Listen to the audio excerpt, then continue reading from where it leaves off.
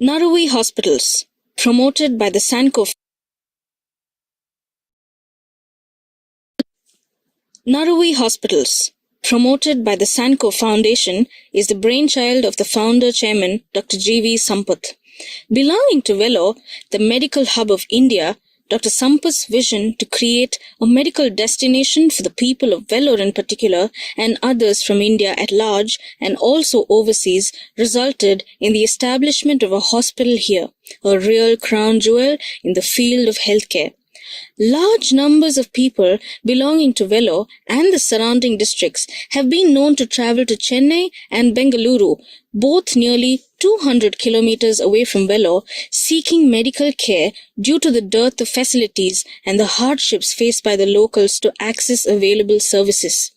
As per the vision of the chairman, the best in healthcare, both in terms of medical and nursing professionals as well as sophistication, were infused into the institution, making sure that patient affordability was addressed at all times.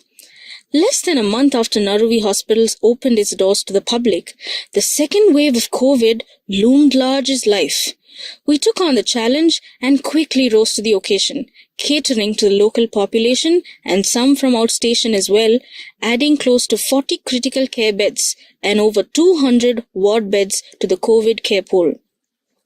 Much as it was hard for a 1-month-old hospital to handle such large volumes of very sick patients, Naruvi Hospitals was able to contribute significantly in our country's efforts to save people from the disastrous end that COVID was driving people to. Naruvi Hospitals is positioned as a high-end tertiary care center. Our focus on ethics, transparency, patient satisfaction, and an academic outlook in everything we do ensures that doctors, nurses, and others in the care team are performing at their conscientious best to not only treat patients' ailments but also to make them happy overall when they leave our hospital. We have tied up with the Henry Ford Health System, HFHS, based out of Michigan State in the United States of America. HFHS is one of the old and leading healthcare delivery systems in Midwestern America. The main aim of this tie-up is to have constant transfer of knowledge and to get access to the time-tested practices they have been following for decades, which ultimately translated to patient care. Naruvi Hospitals is a completely paperless and filmless hospital. The Naruvi philosophy of care is embodied by our motto, Fragrance of Care. The doctors in Naruvi are largely trained in the best of medical institutes in India and come with years of rich experience in their fields of expertise. With the philosophy and its pallbearers, the medical and nursing professionals, the high-end equipment, and the building infrastructure complete the holistic picture of Fragrance of Care. The hospital is 475 bedded with a 25% critical care bed count. Naruvi Hospitals boasts of an over 5 lakh square foot building spanning 14 levels. The building is completely air conditioned, conforming to ASHRAE standards with zone-specific air conditioning to reduce cross-infection between different care areas.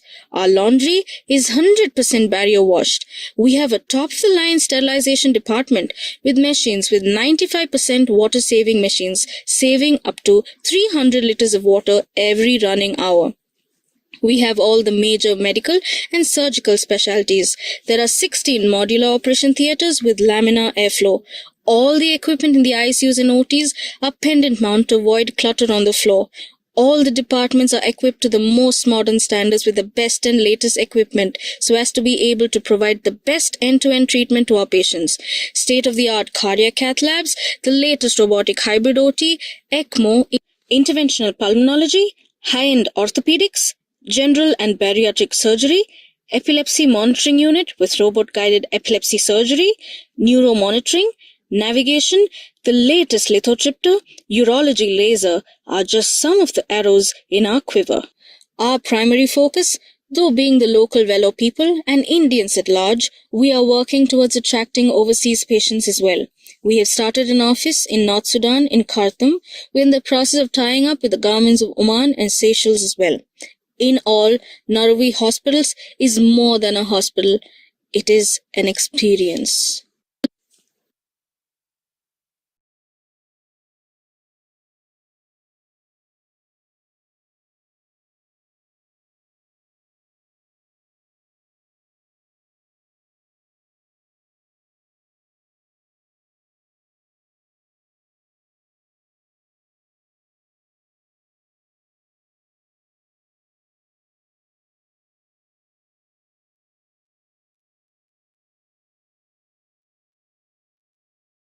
Hello, and a very good morning to everyone who is tuned in today for this awesome webinar. It's really amazing to have a lot of y'all turn up for a conversation that really needs to be highlighted and spoken about. My name is Hiba Marim, and it's my pleasure in welcoming all to the webinar on trigeminal neuralgia facial pain brought to you by the Naruvi hospitals under the Hindu Wellness series. We are extremely fortunate to have with us three expert doctors who are here to share their valuable insights with us today. So we have with us Dr. Matthew Jacob Chandy, Professor and Head, Department of Neurology at Naruvi Hospitals, Vellore. A warm welcome to you, sir, and thank you so much for being here. We also have Dr. Bhupesh P, neurosurgeon at Naruvi Hospitals, Vellore. A warm welcome to you as well, sir. And lastly, we have Dr. Appu Zacharias George, consultant anesthesiologist and interventional pain specialist at Naruvi Hospitals, Vellore. So a warm welcome to you as well, doctor. With that being said, let's get this awesome webinar started. To all of our participants, we have a Q&A box. So in case any of you have any questions based on what we speak, you can put the questions down in the Q&A box, and our panelists will have all of those questions answered at the end. So let's get this webinar started. Our first speaker will be Dr. Matthew Jacob Chandy. So he is qualified as a neurosurgeon from CMC Vellore, and following this, he rose to become professor and head of department and has trained over 50 plus neurosurgeons. He was the secretary and president of the Neurological Society of India and was also awarded the Eminent Surgeon Sangam Lal Award by the National Academy of Medical Sciences. He will now be addressing us on the topic, an introduction to trigeminal neuralgia. So over to you, doctor. Please give us an awesome start. Well, good morning, everybody. Trigeminal neuralgia. I aim to give a brief introduction and also some historical vignettes on the subject. Trigeminal neuralgia just means, neuralgia means pain. Trigeminal refers to the trigeminal nerve, which has three branches, and that's why it is called trigeminal, and it supplies the face. So one half of the face has severe pain. So what would I do early in the 70s when a patient comes with trigeminal neuralgia? We make a diagnosis only with the history. History is typical. Details will come later. And then I would send the patient to the ENT and the dental department to make sure that this pain is not due to an ENT or a dental problem. And then most of these severe pain patients were scheduled for surgery. Now you might ask, why not medication? In those days, the only anti-seizure medication was phenobarbital. Even diphenylhydantoins had not come into the market. So what surgery was done? Well, the surgery consisted of manipulation of the trigeminal ganglia or nerve so that the pain goes away for a period of time. What manipulation? The manipulation used to be compression, decompression, heating, cooling, or injection of drugs like glycerol in and around the ganglia. So any of these procedures, which were manipulations of the nerve, surgical manipulations, resulted in the pain subsiding for a period of time. Now I would like to take you to a vignette, 1978.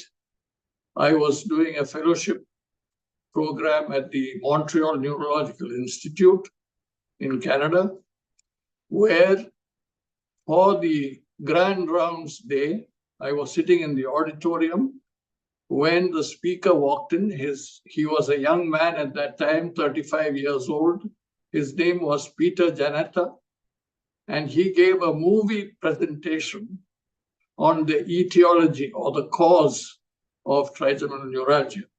This was a breaking news for the medical fraternity, where he showed that arteries of the posterior fossa, which is the back of the brain, some arteries compressed, a pulsatile compression of the trigeminal nerve was responsible for this pain, and he suggested to remove this compression by removing the artery from that position and putting it in a different position so that it does not produce a compression of the nerve.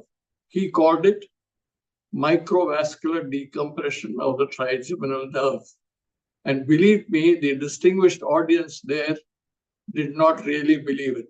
We had a discussion after coffee after the talk, and most people were very skeptical. But it so happens that Dr. Janetta later on introduced trigeminal the decompression, microvascular decompression, for a host of conditions, which included hemipatient spasm, essential hypertension, left vagus decompression, acid peptic disease, right vagal decompression, and so on. So I came back to CMC in 1980, and we did a study on about 30 consecutive patients with trigeminal neuralgia. The study was, we were going to do a rhizotomy, cutting the nerve for this pain, because there were not enough good medications for that, partially cutting the nerve, but in the process, observing and looking for vascular anomalies. And we found that about 70 to 80% of patients had an artery either indenting or in contact at the root of the trigeminal nerve. So the theory was that this pulsatile artery produced segmental, that means at that place, a demyelination of the nerve, resulting in this abnormal electrical discharge, which produced this severe excruciating pain. So with this introduction of trigeminal neuralgia and telling you what trigeminal neuralgia is, and of course, it is also produced by large tumors which compress on it. And now with various investigations, one can see where the loop is, the arterial loop, and treat it in that way, or have other forms of treatment which will be discussed in this webinar. Thank you very much. Thank you very much, Doctor, for giving this webinar a very great start. So with that being said, we move on to our next speaker. Before that, in case any of the participants have any questions, you can put them down in the Q&A box, and towards the end, you will have all of your questions answered by our expert doctors. So please make use of the opportunity and put in your questions in the Q&A box. So with that being said, our next speaker will be Dr. Apu Zacharias George. He's done his MD anesthesiology from SRMC Chennai and is trained in interventional acute and chronic pain from Kolkata. He currently works as a consultant anesthesiologist and interventional pain specialist at Naruvi Hospitals, Vellore. His areas of special interest are USG-guided upper, lower limb and truncal blocks, and also USG-guided interventional pain procedures. His topic of discussion is medical treatment for facial pain. So over to you, Doctor, for taking over the stage. Thank you, Hiba, for the introduction. I'll share my slide.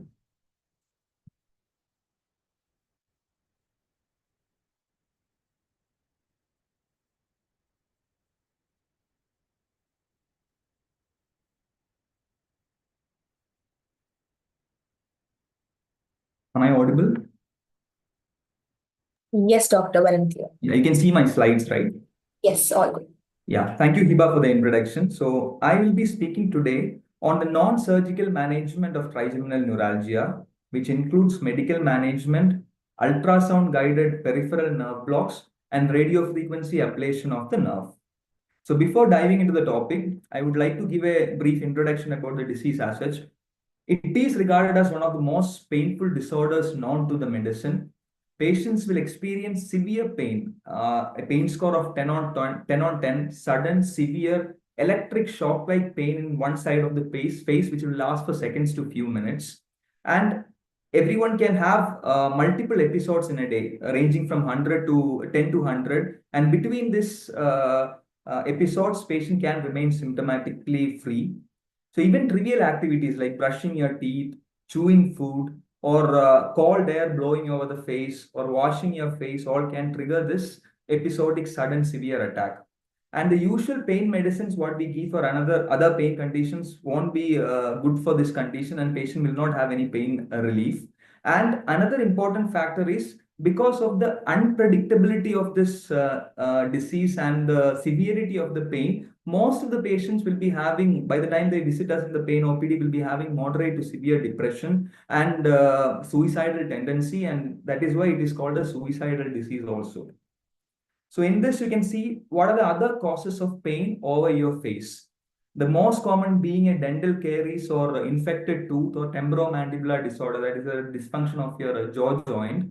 The arthritis of the jaw joint or inflammation of the jaw joint can mimic this trigeminal neuralgia. But what keeps trigeminal neuralgia apart from all this differential diagnosis is that the pain is very severe, unpredictable, and very trivial activities can initiate or instill this pain.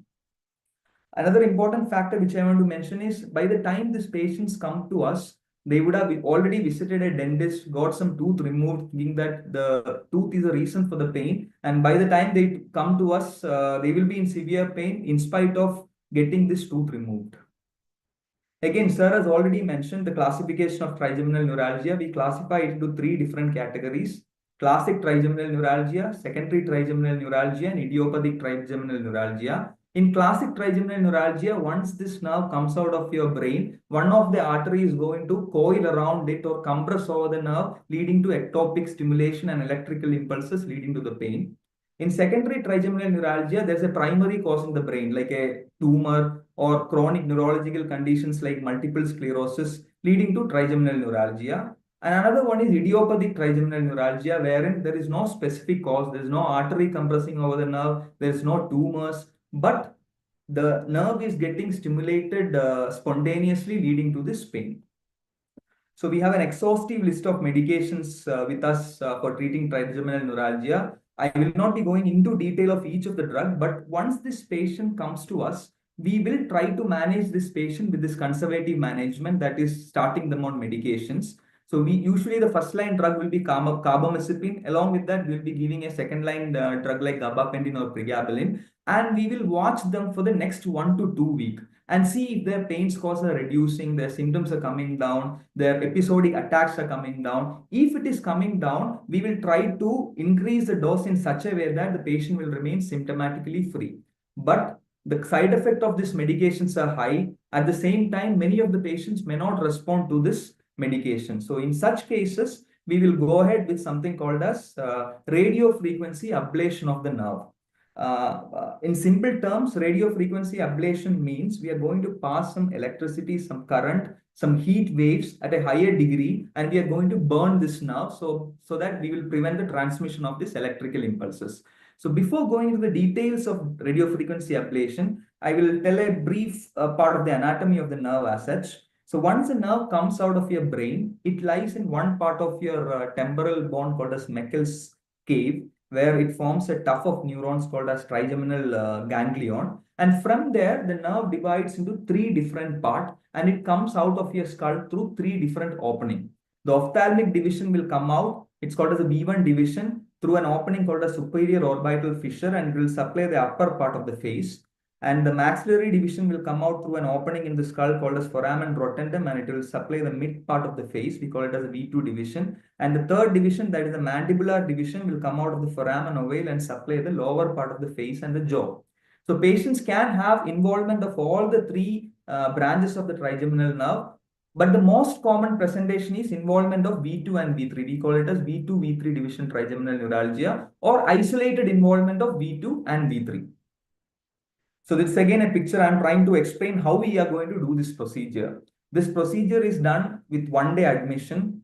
We don't give general anesthesia for this patient. We'll be sedating this patient, and we'll be infiltrating some local anesthetic drug over the face to keep that part of the face numb. And with the help of an X-ray machine, we are going to introduce a needle from the skin percutaneously through the cheek to the trigeminal ganglion near that opening where it comes out. So once we place this needle and we are sure that we are at the right place, we are going to introduce a radio frequency probe into this needle and connect it to a radio frequency machine where we can set the temperature like 60 degrees, 65 degrees, 70, 75. So different lesions will be giving, 2 to 3 different lesions will be giving onto the nerve, thereby burning the nerve and thereby preventing the progression of the electrical impulses.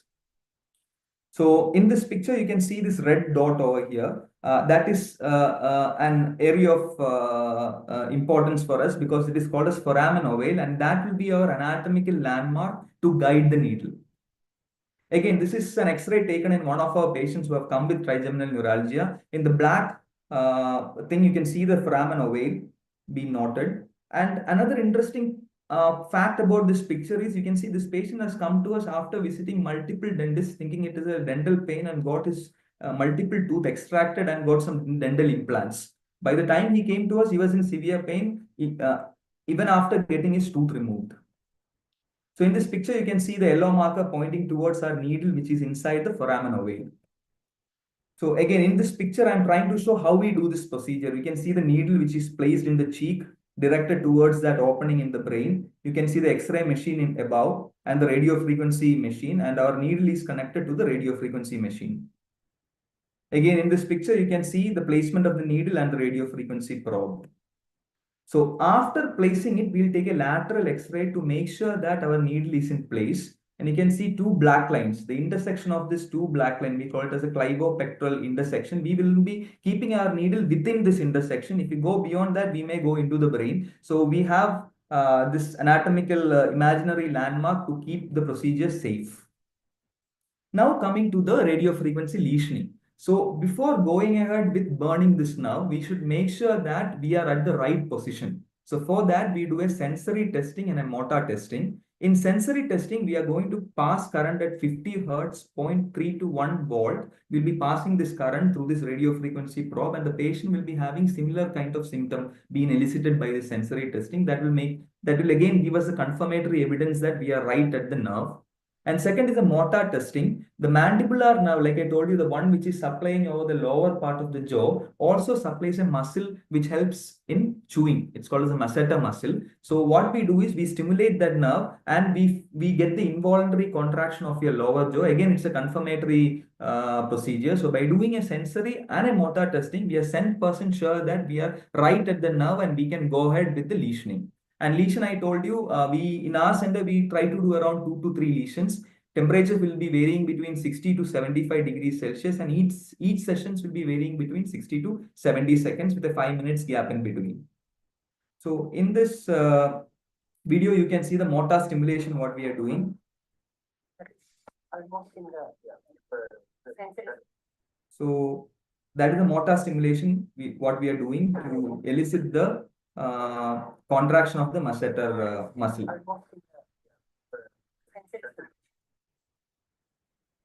So in this video, you can see, this picture denotes how the patient's pain will be. And so like I told you,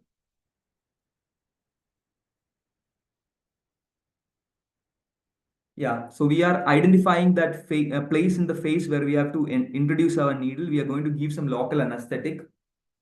And after giving the local anesthetic and numbing the face, we will get the motor stimulation, the mandibular stimulation, getting a masseter spasm. We confirm it in the X-ray, and we'll go ahead with the radio frequency ablation. You can see in my screen, the radio frequency machine. We have set a temperature of 75 degrees Celsius for a period of 70 seconds, and the lesion is in progress.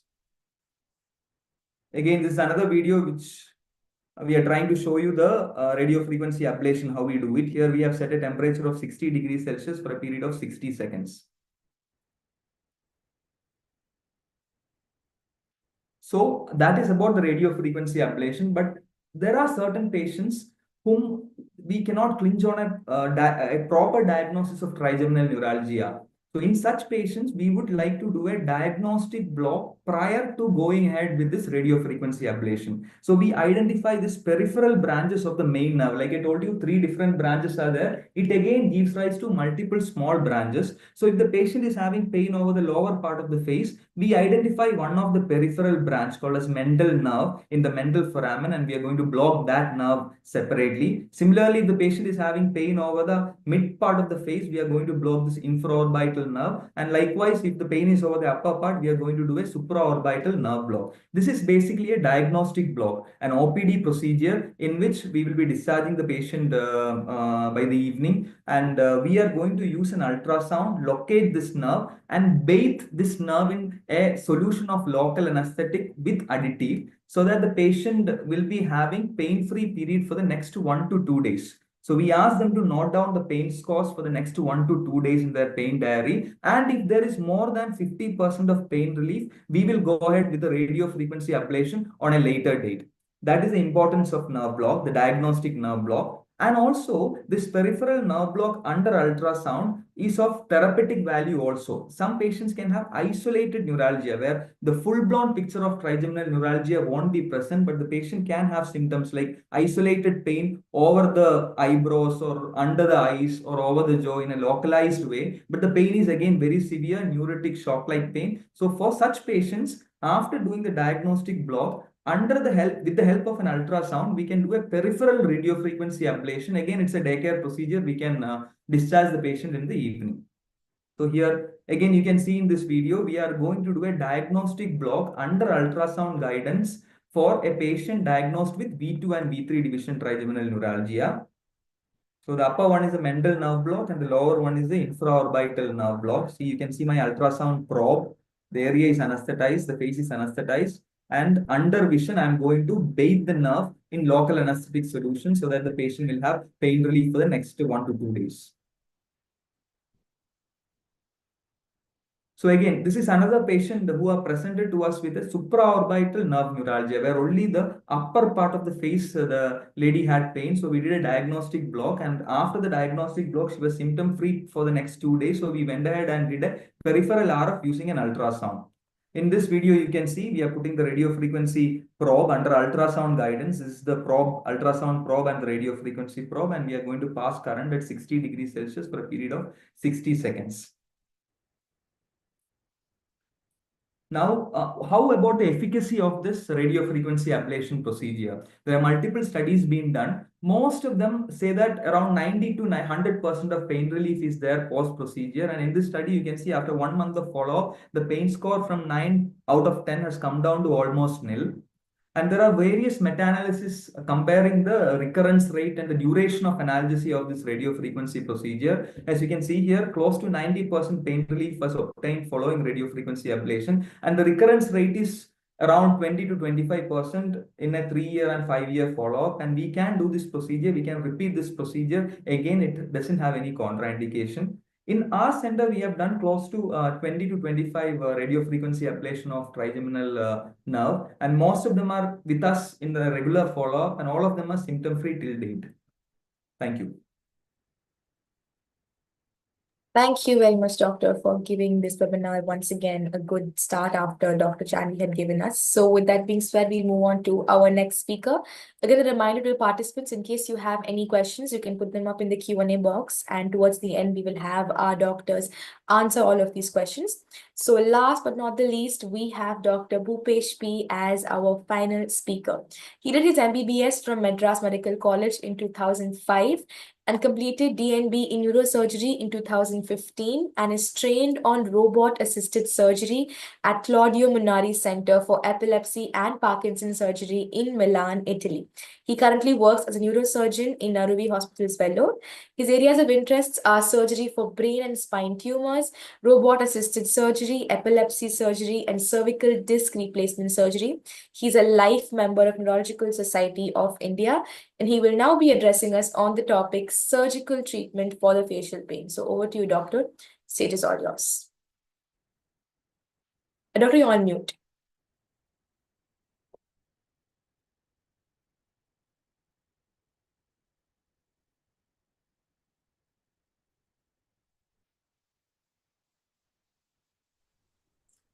Thank you, Priya. I'll be connecting the presentation just a minute.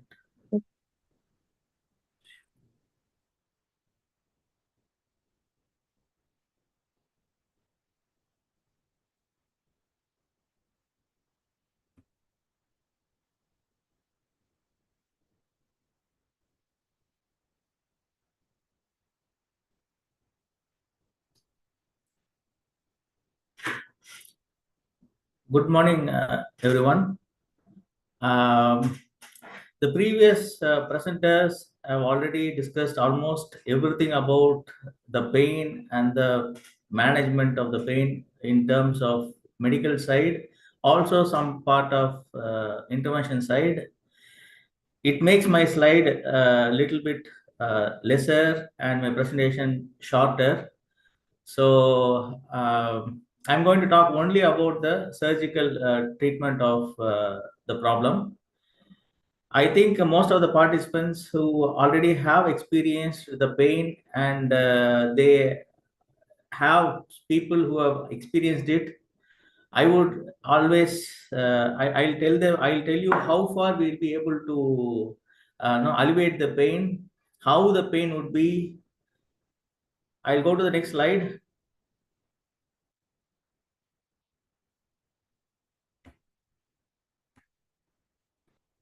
So there's no conflict of interest.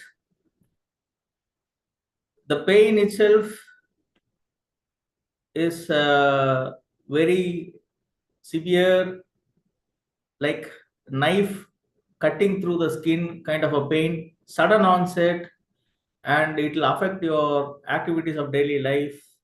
That is the character of the pain that is important, because the history you get elicit from the patient is important to differentiate this pain from any other pain in the face. Okay, then this pain has another character called as the trigger. Not every time the pain will come. They would have either exposed to a cold water, eating, brushing, chewing, talking, laughing. All these triggers can cause pain, and they have to stop in the middle of all these. The emotions gets blunt. That is why it will slowly cripple their activities, and they get into depression. They may not be able to sleep properly, and then they would no eventually commit suicide. That's how it is called tic dollar in the earlier years, 50 years ago. So these two things are important when we ask the questions to the patient, and the patient will complain to that. Then only we'll suspect that it is a facial pain that is originating from because of the trigeminal neuralgia. Otherwise, we would never think of trigeminal neuralgia. These two things are very important for us to now understand the pain that they are going through. Like the previous presenter who said that they go to dentist, have their tooth extracted, and then they come here. Yeah, we see that so commonly. The reason being, it is not the MRI that is important. It is the history that you give. It is the discussion that we have in our office that is more important to clinch what we have to think. That is the reason why you have that tooth being extracted before knowing actually the problem is something else. These questions are important. The way that it is presented, the way that it has progressed, whether it is the same, whether it is worsening in the temporal profile of the problem, how far it is affecting your lifestyle, is it really important that the medicines are working for you, how far you've been taking medicines, do you have side effects for these medicines? All these questions has to be answered before we commit about going through surgery. That is very important. So now this is a advertisement taken from the internet. It is the regular advertisement of a toothpaste. So this is the similar pain people are being knowing to have in this. So I'll play you will know this. You can recollect this. This will give you the insight into how people feel the pain when they have cold water, ice items. No, this is a sensitive pain, agreed, but this also will be like a trigeminal neuralgia pain. They will not be able to eat or do anything about it. So this is a slide that I'm going to show an animation of how and what we are going to deal with. Professor Matthew Chandy previously told about the surgical technique, what Peter Janetta has showed in a video. This is sort of an animation.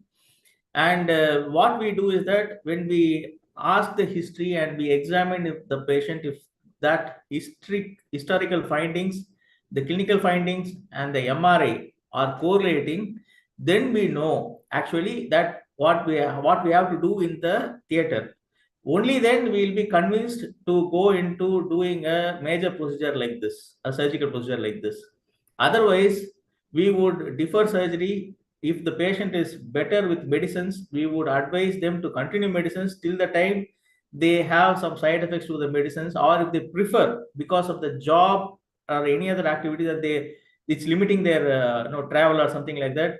So we would advise them, if they prefer for a surgery, they would advise surgery. Otherwise, medical management, most of them will be able to cope up with the medical management. So this is the way a surgery is being done. This is animation. I'm going to play this video. We go behind the ear, make a 2 centimeter or 1.5 centimeter size opening, take the bone, that is the cerebellum that you are seeing. This is the cerebellum that you are seeing. This is the direction that we go. That is the brain stem. So going behind the cerebellum and then go in front of the cerebellum, and we'll see the brain stem. So this is the brain stem. You have the brain stem, and then this is the nerve, and this is the artery. The red thing is the artery. The loop of the artery has to be pulled out of that place so that the pressure effect is reduced on the nerve. But we cannot live like that. We have to place a sponge, like something called as a Teflon film, between the two, so that the pulsation of the artery does not be transmitted to the nerve. So this is what we see on the MRI. We have to have a game plan before even advising surgery. If you don't have this on an MRI, then we cannot advise surgery in the first place. Doing a surgery and not knowing what we are going to deal with it in the theater is going to be very difficult, because the surgery may not be successful. So this is the thing. And I'm going to the actual, this is the animation. So then I'm going to show us one of the videos of our surgeries done recently.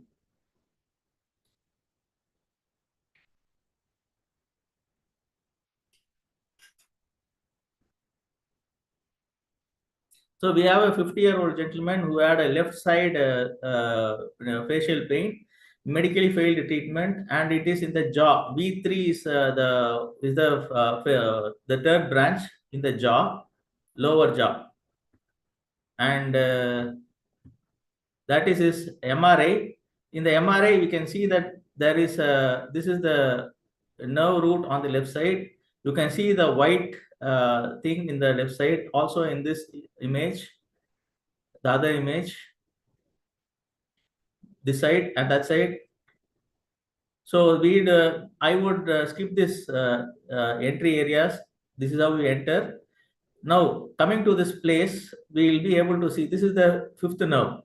So the nerve, trigeminal nerve, is adherent to this area where it is entering the skull base, and this is the area where it enters the brainstem. It is coming from the brainstem and it is going out like this. And I will show you the artery that is beneath this, in front of that. And this surgery is already called as a microvascular decompression. This surgery is technically demanding. It needs sort of sophisticated equipments and instruments like micro scissors, micro dissectors, microscopic instruments. We need a microscope. We need a team who monitor the nerve function during the surgery. And then the patient should be in the ICU for a day. So without that, doing the surgery will be very difficult, and the outcome will be poor if you don't have all these gadgets in place. I'll play the video. You can see that is the artery beneath, and that is being pulled out from the nerve. No, that is how the artery's pulsations is going into the nerve root. So to prevent that, we would put something called as a Teflon felt. It's like a sponge that is like a shock absorber. So it is a pulsation absorber here. So it will absorb the pulsation from the artery and it prevents it to directly contact the nerve root. So this is the surgery. This is the climax of the surgery, and this is the end of the surgery. The white thing, the post-operative picture after the surgery, this white thing is the Teflon felt. So, sorry. So what are the precautions that we take? It is when the patient have are clear from anesthesia side whether they are okay to undergo a major surgery, and sugars been controlled, we take them for surgery. The time frame for surgery will be like 3 hours, and it will be done under general anesthesia. The patient will have immediate relief of pain because we know what we are going to do. They will have immediate relief of pain after the surgery. They will be continued on the medical management for at least 1 or 3 months time, depending on how they respond, and then we can stop that medicines. They'll be off the medicines, and the hospital stay would be like 3 days total. So almost they get discharged in 3 days time. So thank you. Thank you. Thank you very much, Doctor, for giving us that awesome presentation. With that being said, we will now have the most awaited question answer session. So I request Dr. Matthew as well to come up on camera to get this session started. So we have, I think, 24 questions until now. So let's see how many we can take up. So our first question that came initially was, what are the diagnostic aids in trigeminal neuralgia rather than those mentioned in history? So I think Dr. Matthew can take up this question. What are the diagnostic tools? Yes. Yeah. As was mentioned, there is an entity called the secondary trigeminal neuralgia, where the neuralgia is due to a tumor. So obviously we have to do an imaging study after taking a proper history and making a clinical diagnosis first of trigeminal neuralgia. Then you would take an image for two reasons. One is you want to rule out any other lesion which is compressing the trigeminal nerve, which could be responsible. And the second reason is to demonstrate this artery which is compressing and a pulsatile compression on the trigeminal nerve. So you have the clinical history, and then you have the imaging, and then, as Dr. Apu suggested, one can also do a diagnostic block of these three branches which come out onto the skin and see whether the pain disappears after the block. Thank you very much, Doctor, for answering that question for us. We have our next question. It's quite lengthy, so let's see how we can do this. Somebody says, I'm having a vascular loop AICA coursing in between the cisternal segments of the right facial and eighth nerve. This causes continuous facial pain and numbness only on the right side. This has been for me since I was 16 years old. Now I'm 54 years old. Can this condition be treated? So any of the doctors who wish to take up this question can take it up. Do we have any answers? Yes, Dr. Bogus. Apu, is it okay for you to, because been chronic pain for? Again, this condition, like they have mentioned here, it is involving the facial nerve and the eighth nerve. It is not like trigeminal nerve. See, trigeminal nerve, the thing is that most of the nerve is a sensory branch, so ablation procedures can be done. We can burn the nerve. But if it is something of a seventh nerve pathology, it is something which supplies your muscles over your face. So we cannot ablate the nerve, but we can treat it by giving pain medications. Over a period of time, we can see what pain medications will be effective for this patient. We can try treating with pain medications. Radio frequency is not an option, but again, the peripheral nerve blocks I told you, if we see the patient, examine them and see this place where the patient is having pain, we can isolate small branches and try to block that along with some additives so that patient can have a prolonged pain relief. That we have to do as a diagnostic basis. We have to make sure that it is done, see the patient, assess, and then follow up the patient. It is a long treatment plan. Thank you very much, doctor, for giving us the answer for that question. Our next question goes, how much is the cost of the procedure for radiofrequency ablation? Can we suggest this for elderly patients above 80 years of age with multiple comorbidities? Yes, of course. This procedure, like I told you, we are not going to give general anesthesia. See, when anesthesia comes into picture, age is an important factor, comorbidities are important, and will the patient take up the anesthesia? All these factors come into play. This, what we are going to do is just numb that area and give very minimal sedation. So any age, any comorbidities, we can go ahead. There are certain medications we have to stop prior that we'll be adjusting and doing it when the patient comes to us. Again, the cost of the procedure, what we do in our center, including one-day admission, the radio frequency machine charges, drug charges, theater charges, everything will be anywhere close to 60 to 70,000. And if the patients are not affordable still, we can do something called as this diagnostic block, which will come less than 10K. We can do this thing and try to manage the pain along with medications. Thank you very much, doctor, for answering that question for us. Our next question goes, hello, sir. Could TMJ arthritis and secondary skull base osteomyelitis have similar symptoms? If I pronounced it right. Any of the doctors who wish to take up this question can give us the answer. I will answer this, but again, this is different from what we are talking about. Yeah, anyone who has a facial pain can be a differential diagnosis for a trigeminal neuralgia. Yes, but TMJ arthritis is a temporomandibular joint arthritis, or a secondary skull base osteomyelitis is an infection of the base of the bone. It's an infection of the bone. So both ways, any of the nerves can be causing the pain. One way, another way, each can be differentiated unless if we go deep into the history of the problem, asking certain things like then only we'll be able to differentiate between the two. But they can be presenting the same.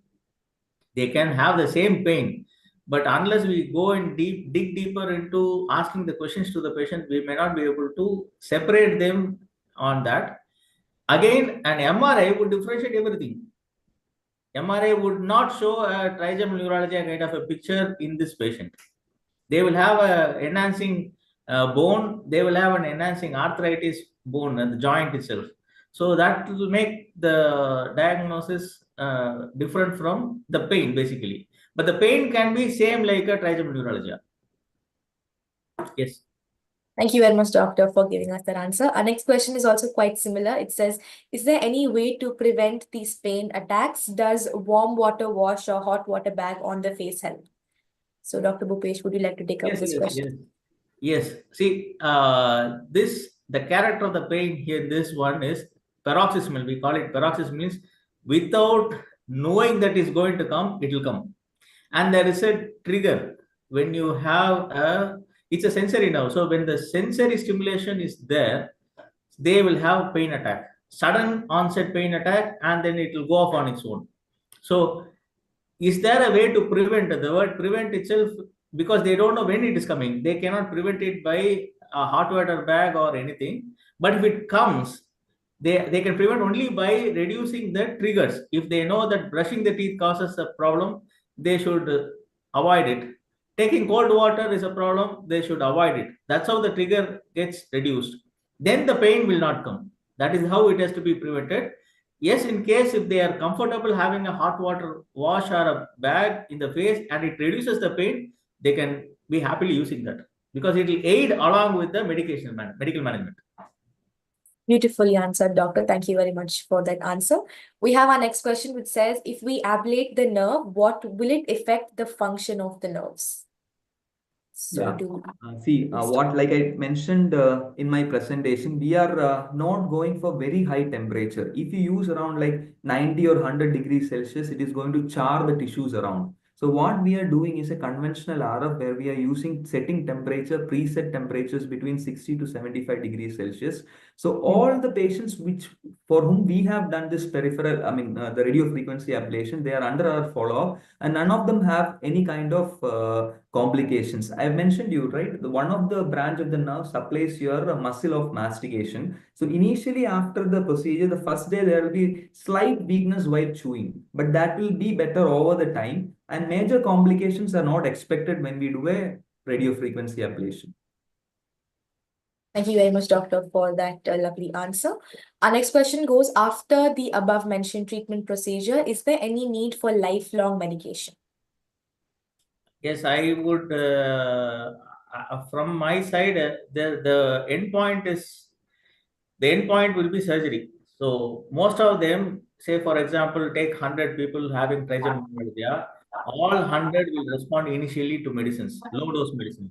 Then some will need next level of high level dose of medicine. Then slowly they would require the lesser number of candidates who are taking a higher level of medicines will become resistant to medicines. Then they'll end up having a procedure. So that all these procedures are not are destructive basically. These procedures have been devised to ablate the nerve which is causing the pain. The surgery which I have shown, we didn't even touch the nerve. We only removed the artery from the nerve. So it is not a destructive procedure. So the function of the nerve remains the same in a surgery. So whenever you have a drug being taken for a longer duration and you are used to that drug, in these are most likely a anti-epileptic type of drugs, pain management drugs. So these drugs has to be slowly withdrawn. So when we do a surgery, they may not have pain, but these drugs will be slowly withdrawn from their life. But if they don't have a surgery and they continue to have pain, they have to take it lifelong, despite having complications of it. Thank you very much, doctor, for that answer. Our next question goes, what are the major complications and side effects of this procedure? Do we have any answers?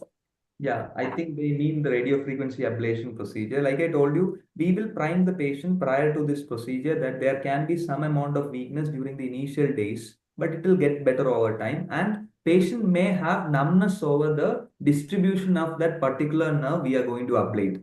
We prime them for the fact that right now they have come to us with this severe pain and they want to get rid of this pain. So when we do this procedure, there can be lifelong numbness over that aspect of your skin. Thank you very much, doctor, for giving us that answer. Our next question is from an anonymous attendee. It goes, my dad has been suffering from TN. He had already undergone ganglion block. Can they undergo radio frequency ablation? See, like I mentioned before, this ganglion blocks, we are going to bathe this particular nerve in some amount of local anesthetic medication with additives. So once that the effect of the drug weans off, the patient will get the pain. It's a diagnostic tool basically. We are not basically doing anything to the nerve. We are just numbing the nerve. So once it goes out, the patient will have pain. The endpoint of it being either surgical decompression or radio frequency ablation. That blocks are just to make sure that the nerve, to diagnose as a diagnostic entity, we use it, the peripheral nerve blocks. So you have to go either go ahead with the radio frequency ablation or the microvascular decompression based on the MRI finding. Thank you very much, doctor, for that answer. Our next question goes, I cannot close my right eye 24/7. I use a kerchief to close it at night. I am running 77, occasionally getting depressed and managing to overcome pain through medication. What do you advise? Any thoughts from your end? I think I could answer this, but it is so different that the problem is different. Not able to close the right eye appears to be a problem with the nerve supplying the face muscles. So that needs to be evaluated, and why he is not able to do, we don't know. probably how it started, how it progressed. Does he had any injury? Because some of the nerves that no, the branch, at least it can be coming from not from the brainstem, from other peripheral branches.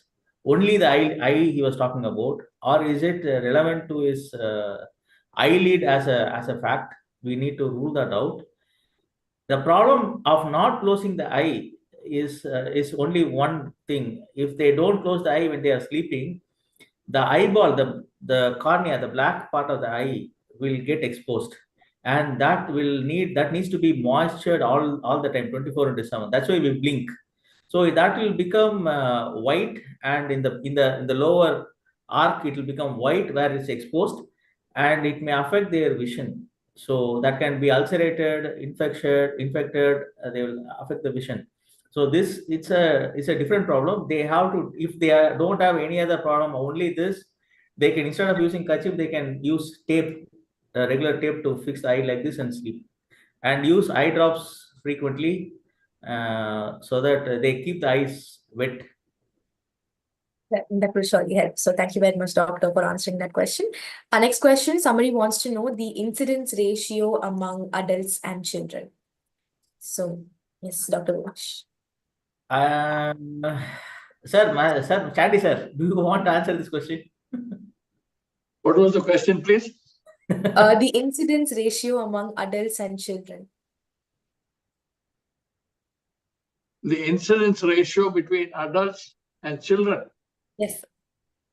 It hardly ever, I have not seen a single person below the age of 40. In fact, if you have what we call a young patient with trigeminal neuralgia, somebody at the age of 50 comes with trigeminal neuralgia, we say that that is young, because most of this occur in elderly patients. And why does it occur in elderly patients? The reason is that these arteries tend to get ectatic. In other words, they start to get a longer loop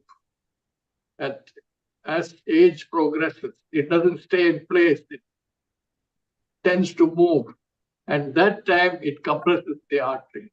So you get the problem starting at an older age. Thank you very much, Dr. Matthew Chandy, for giving us that answer. Next question, it goes, I have sharp ear pain sometimes. The ENT says everything is normal, but does TN cause it? Any of the doctors? Apu, I think it's... See, he's complaining of ear pain, and if everything is evaluated from the ENT side, seeing that there's nothing over the ear, and also from the dental side that the TM joint is normal, we can think about other causes. For that, we have to see the patient. It can be because of this occipital neuralgias, wherein one of the nerves from behind can get entrapped between the muscles. So that pain usually comes over your occiput, back of your head, part of your, under surface of your ear, over your neck. So evaluation is mandatory if ENT have ruled out any cause from the ear. Thank you very much, doctor, for that answer. Our next question goes, are there any preventive measures to avoid this? Do we have any? I'll Yes. answer this. Like the previous answer by Chandy sir, this is an age-related issue. What happens is that they have diabetes, hypertension, they develop that, and the arteries also age. If you notice elderly artery, the artery will become thicker, so the pulsatile nature will be different. Also, as the age advances, the brain start to shrink. So there may be differences in because the nerves are attached from the brainstem and also in the skull base. The differences between the movement of nerves and the artery, all that comes into play. We cannot find out who is the real person going to have this, because even in some patients the MRI will show both sides there will be a conflict, but only one side they will have pain. So there is no prevention in this condition, and we don't know who will get it also. Then only we can prevent in the first place. Thank you very much, doctor, for that answer. Our next question goes, apart from the Teflon material, can any other material be used as a barrier between the artery and the nerve? Yes. Previously, they were using gel foam, something called as a gel foam. We can use cotton we have sterilized cotton, small bits of cotton. Yeah, it can be done. Some literature they have mentioned sling, putting something on the artery to stick it on the nearby structure. So all that is done, but the standard thing is a Teflon felt. That did answer the question. Thank you very much, doctor. Our next question goes, how do we differentiate this from post-herpetic neuralgia on the basis of pain? The post-herpetic neuralgia follows, already the patient would have had a herpetic lesion before. There will be lesions over the face. And following which, once the lesion settles or once the infection is settling, they will have this neuralgia. So we can identify it very easily because, of course, it will be associated with some amount of lesions over the face. And the treatment again varies. If the patient is suspected to have a herpetic neuralgia, treating the patient on antivirals at the earliest as possible will prevent the patient from going from herpetic lesions to herpetic neuralgia. So getting to your doctor at the earliest is very important. Thank you very much, doctor, for that answer. Our next question goes, is there any risks involved in surgery? So, Basically, every surgery has its own set of risks. It's like flying a plane. You sit in a plane, they tell that if there is a crash landing, you need to do this, that, and you still travel. So it is a necessity that they, unless they are getting treated with the, no, if the medicines failed and they have no other option, then instead of having, they need to get relief of the pain, no severe pain. So that is more riskier than the risk of the surgery. Because it has been from 50 years, it has evolved to technically no very finesse surgery. We don't touch much, so it's like a fork and spoon. We don't touch much, so it's a very small area, small entry. The surgery is safer than the aeroplane travel. Thank you very much, doctor, for that answer. Our next question goes, what would be the role of other medical professionals like physiotherapy, etc., in treating trigeminal neuralgia? See, I would like to answer this. See, Yes. when a patient comes with facial pain, the thing is that, see, a single person is not the face to treat the patient. So in our center, what we do is a multidisciplinary team approach, wherein when a patient comes with facial pain, we will refer them to the ENT to rule out any ENT cause, ear causes, dental surgeons to rule out any dental cause, neurologist, neurosurgeon, and of course, psychiatrists and psychologists are also involved. So a multidisciplinary team approach is very essential for treating facial pain, and that is what we do here. Thank you very much, doctor, for that answer. Our next question goes, I would like to know if the pain comes back even after surgery. If so, what is the gap of occurrence? Yes, this is the most important question, and this question I didn't answer this for the reason that someone has to ask this. I didn't put it in the presentation because the success of the surgery is in the relief of a pain is 90%, because 10% of the times we don't there can be recurrence. Why there can be recurrence? The Teflon felt that we have placed may move out of the place. So there can be a inflammatory response because of the surgery, and the nerve can get entrapped between the inflammatory response, and that they can again have a pain. In these conditions, we might have to do the surgery again, repeat it again. So when can it happen? Again, it depends on persons. We have seen earliest will be around 1 year or so, and later they can come back after 10 years or something like that. Thank you very much, doctor, for giving us that answer. We'll take, I think, few more questions because we are running out of time. The other questions that have not been answered, you'll be getting your questions answered via email, so you don't have to worry about that. So we'll take 3 or 4 more questions and then wrap this up. Our next question goes, what criteria should be used to classify a patient with trigeminal neuralgia into medical management, minimally invasive procedures, or surgical intervention to ensure optimal treatment outcomes? Can I answer this question? Sure, doctor, please go ahead. We need to be convinced clinically with the history that the patient has a trigeminal neuralgia. There should be a pain, the feature as described, and then there should be a trigger as described. That's one thing. Now, do an MRI, do any other investigation pertaining to that. Now, MRI will show that there is a neurovascular conflict on the side where the pain is. If it is on the opposite side, we don't consider anything. So, if these two things we are convinced that what we are going to do, then we would advise them. We could put to as a trigeminal neuralgia. These patients are initially given medical trial. Medical management is given till the time they are getting improvement with the treatment. Once if they don't improve, start show any side effects to the medicines or to the treatment is not getting them happy or is getting affecting their lives, or then we would advise them for pain management in case they don't wish to undergo surgery. So the pain management will give them another leash of another 1 or 2 years time till they get through all this. Then the surgery will come into the picture. We have a situation where suddenly some of the patients who are completely debilitated and they have to get back to their work, they don't want to take any medications. They want surgery, and we have operated them straight away. But that is not the dictum. That is not the way it is to be done. Thank you very much, doctor, for giving us that beautiful answer. Our next question goes, what is the difference between facial paralysis and trigeminal neuralgia? Any of the doctors can take up this question. See, facial paralysis is a problem with the nerve, facial nerve. That is another nerve down the line in the brainstem, another nerve which goes along with the nerve that supplies the ear. That facial paralysis can happen something also Bell's palsy. The previous someone has asked this question, Bell's palsy. So that is a viral infection and causing the weakness of the face. That is weakness of the face, not the pain.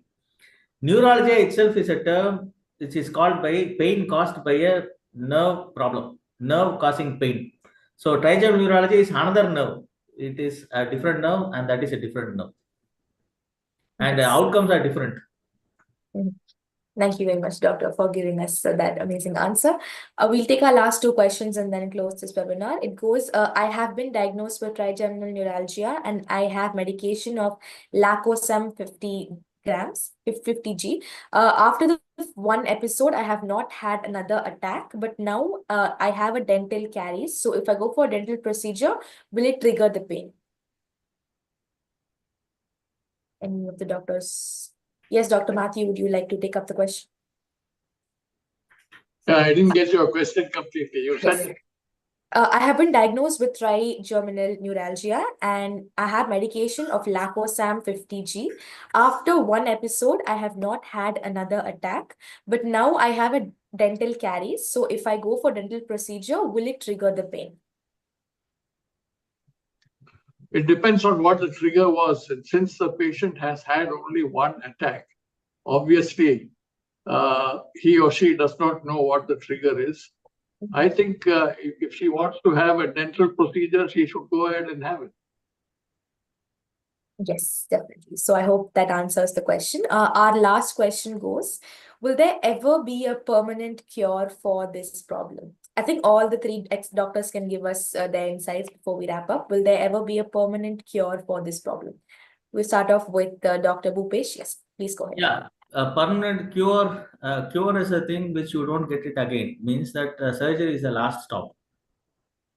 Sometimes patient can get permanent cure with medications also. They don't come for surgery in the first place in the sense. Okay, and none of the medicines will move the artery from that location to something else. So the permanent cure is most likely secondary to when they undergo a proper surgery, when it is clearly defined from the MRI and clinical findings. Any closing thoughts, Dr. Matthew and Dr. Apu? No, I think Dr. Bhupesh has answered it. Yeah, perfect. Any closing thoughts to summarize, Dr. Apu, from your end? The same thing even I was planning to tell, in the sense, once you diagnose this condition, get the treatment started, you should be under follow-up. The permanent cure, I mean, we have to wait and see. And like Sir told, the final endpoint will be surgery. You have to get it done. But some old patients who are not fit enough to undergo surgery, or there's not there is no surgical indication, so you can go ahead with this radio frequency ablation. Like I mentioned before, we have done close to 25-30 radio frequency ablation in our center here, and most of them are doing well with a low pain score, able to live a normal life. The depression part is gone, the severe part is gone. They're able to go for work. That itself is a huge thing for the patient and for the society. So with that being said, I think we've summed up this webinar on a very positive note that time will tell us what the future holds, and we still have good solutions right now. So with that being said, we've now come to the end of this awesome webinar where we gained a lot of insights. Remember, the saying goes, health is wealth. So all of you participants, please do take care of yourselves, because health is indeed wealth and it gives you everything that you want. This was the webinar on trigeminal neuralgia, facial pain, brought to you by Naruvi Hospitals under the Hindu Wellness series. Thank you all so much and have an awesome Sunday ahead. Thank you. Thank you very much. Thank you. Big thanks to all the participants once again for joining in. Have a great Sunday ahead and do take care of yourselves.